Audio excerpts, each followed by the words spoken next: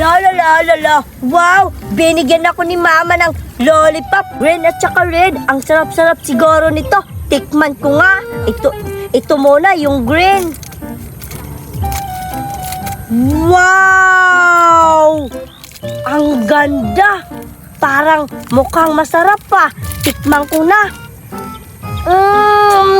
Ang sarap talaga. May bubbles ako! Susubukan ko to siyang laruan kung marami kayang bula. Hala? Wow! Hala! Andyan si Cardo! Wow! Ano kaya yung hawak ni Cardo? Puntahan ko kaya si Cardo. Tanungin ko siya kung ano yung hawak niya. Teka lang, hahanap ako ng pwesto na uupuan ko. Ay, dito na lang ako. Uupo na ako.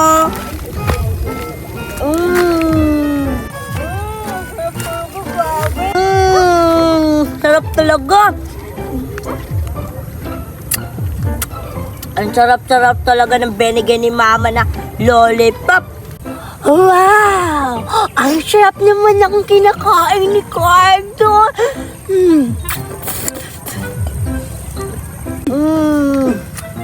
Cardo! Ha? Vicky, ikaw ba yan? Cardo! Ako to! Ano yung kinakain mo? Lollipop! At saka, Betty, ano yung dinadala mo?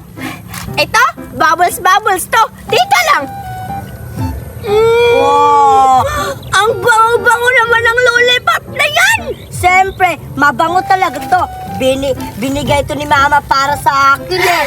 Wow! Ang yaman-yaman yun naman dahil binigyan ka niyan ang bango-bango pang lollipop. Patingin ka! At saka, Betty, anong ginagawa mo dito? Naglaro kasi ako ng bubbles. Tingnan mo, Cardo.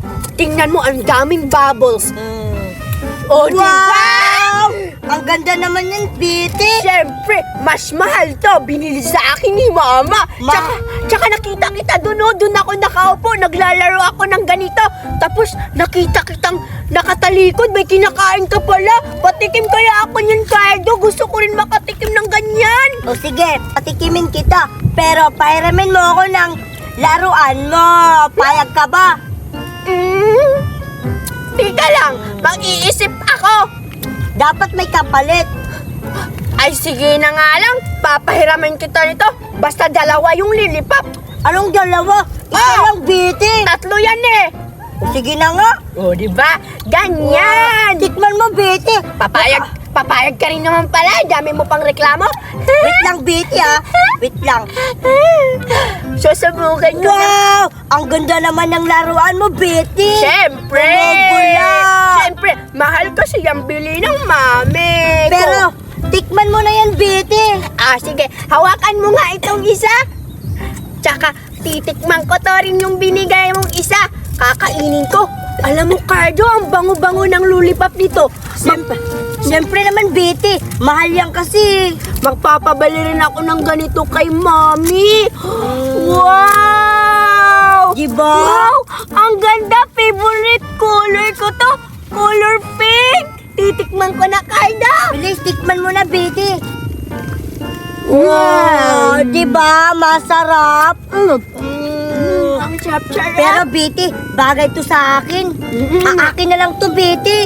Wag! Akin yan! Hindi, pang lalaki to eh. Kunti na lang nga yung laman, oh! Hindi, sa akin na to. Sige nga, akin na yung isa. Baka nanakawal mo pa ito eh.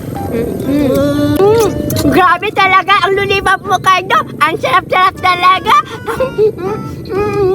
Ang lalaki pa ng lollipop.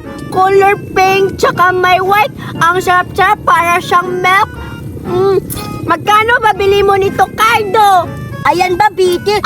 Mahal yan. Binili yan ni Mama. Sabi niya sa akin, tag 500,000 daw. Ano?